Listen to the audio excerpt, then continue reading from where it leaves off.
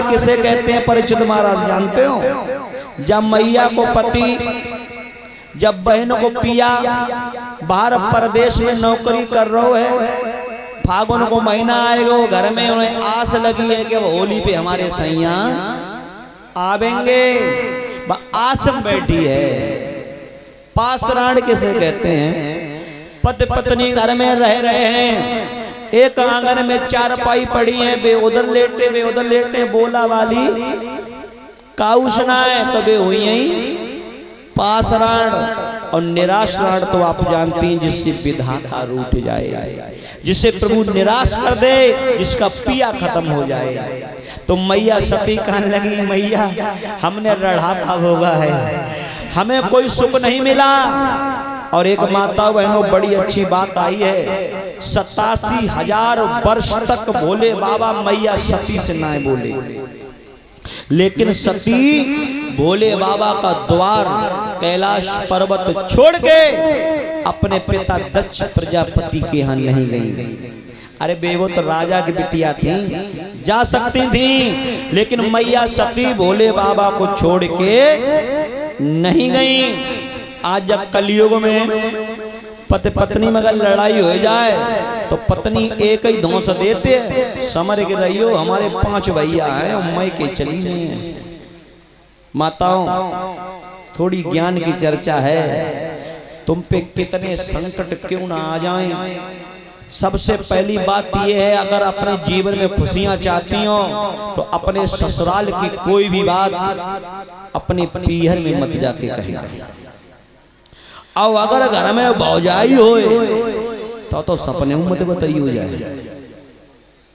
मैया बड़ी ज्ञान की बात है। कुछ बहने अपने घर का अपना दुख किसी को शेयर ना करें, किसी को ना बताएं, अपना दुख अपने काटी से कटेगो, पड़ोसी सुनेगो, घर वाले सुनेंगे, बाहर वाले सुनेंगे, तो हमारी तुम्हारी बाद में हंसी बनाएंगे। मदद करने वाला दुनिया में कोई नहीं है। माता बहनों जो भी बात है अपने पेट में रखो, अपना दुख किसी को बताओ ना।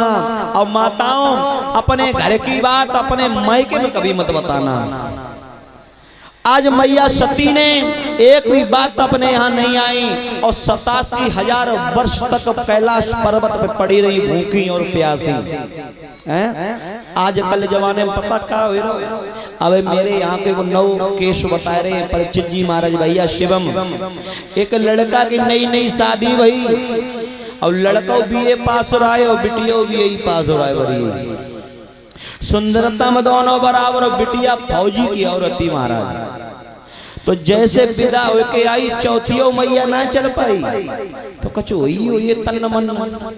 तो वह लड़का ने गुस्सा में बके गाल में मार दियो, और जब गाल में जैसे थप्पड़ लगो बहु को नहीं खून गिरा है। बहु बर्दाश्त ना है भाई, बहु ठीक नहीं। महाराज बर्दाश्त नहीं हुआ, उठाया मोबाइल और सबसे पहले भैया को फोन लगाओ और एक बात कही कि भैया, बोले हाँ कि इन्होंने मुझे मारा। हाय बरियो भैयो नहीं खून को रहा है।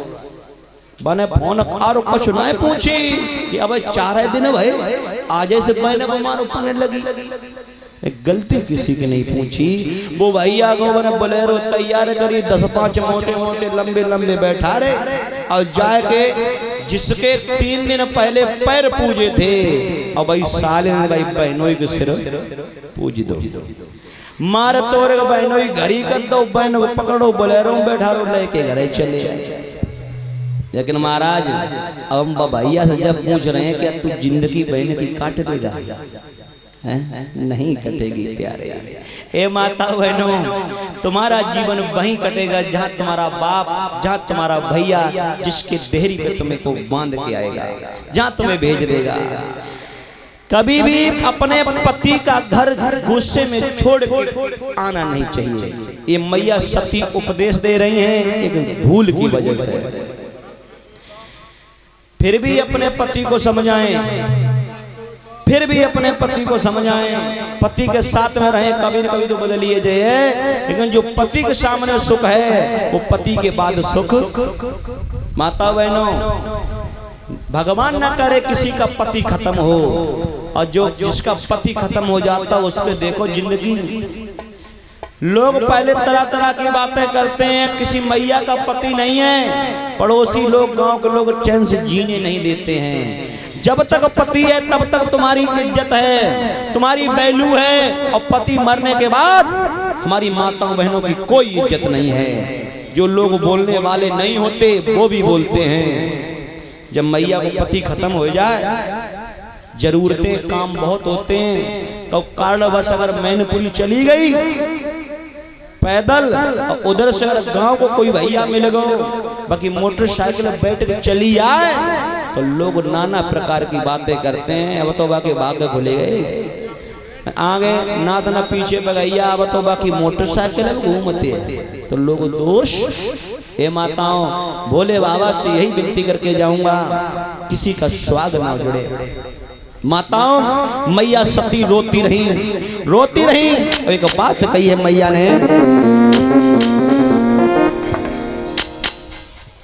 आगे जाकर के यज्ञ में पहुंची जहां पर एक घोड़ा था, और ये शिव शरण कश्यप साहब 50 रुपए और रविकांत भैया